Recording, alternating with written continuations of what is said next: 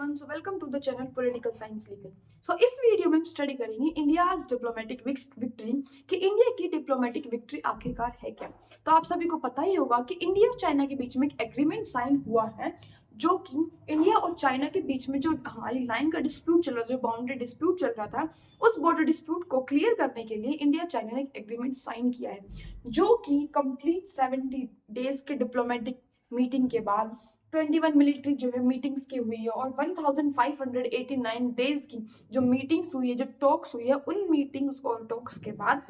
जो है हमारा ये एग्रीमेंट जो है साइन हुआ है। तो ये एग्रीमेंट जो है किस बेस पे साइन हुए, ये सबको पता है कि भाई जो ये है इंडिया और चाइना के बीच में जो बाउंड्री डिस्प्यूट चल रहा था उसके ऊपर। लेकिन ये बाउंड्री डिस्प्यूट हुआ कैसे, तो चलिए जानते हैं। जब 1962 में इंडिया और चाइना का वॉर हुआ था, जिसको हम इंडो चाइना वॉर के नाम से भी जानते हैं, क्लियर। जब इस वॉर में क्या हुआ, जब चाइना ने जो है इंडिया के कुछ पार्ट को जो है कैप्चर कर लिया था, उस पार्ट को जब चाइना ने इंडिया से कैप्चर किया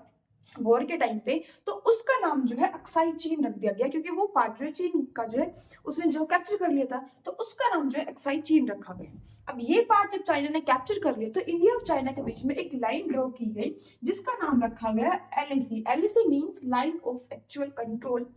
जो कि इंडिया और चाइना के बीच में होगी, कि मींस इस लाइन को कोई क्रॉस नहीं करेगा। इस लाइन तक दोनों कंट्रीज की जो आर्मी है वो पेट्रोलिंग कर पाएगी, इस लाइन को जो किसी को क्रॉस नहीं करना है। लेकिन चाइना ने क्या किया, 2020 में जब गलवान वैली का इंसिडेंट हुआ था, तो उसने जो है इस बाउंड्री को क्रॉस करके अपने जो है जो मतलब इंडिया का जो और पार्ट था वो जो है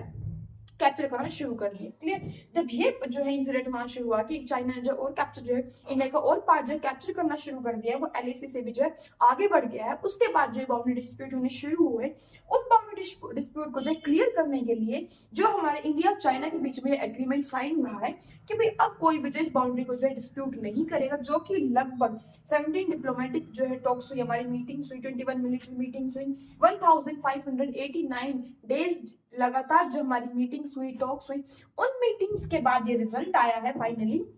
कि इंडिया और चाइना के बीच में जो लाइन है LDC, line of actual control, वो जो एज इट इज रहेगी, उसको कोई जो है जो डिस्टर्ब नहीं करेगा, उसको कोई क्रॉस नहीं करेगा, क्लियर। चाइना ने जो भी अपने आर्मीज वगैरह जो है उससे जो है उसको क्रॉस कर दिया था, वो जो है वापस अपनी जो है बाउंड्री पर लेके आएगी, क्लियर। तो इस एग्रीमेंट के बाद जो दोनों कंट्रीज में जो है सहमति हो गई, दोनों जो एग्री हो गए कंट्री, स्पेशली चाइना, क्योंकि वही जो ज्यादातर ये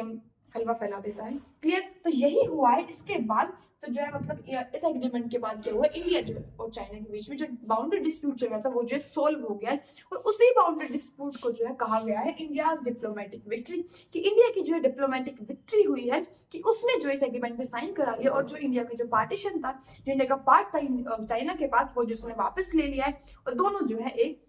वापस जो है उसी बाउंड्री पर जो है आ गए, क्लियर। सो कैसे लगी आपको इन्फॉर्मेशन, तो प्लीज अपने फ्रेंड्स को भी शेयर करें।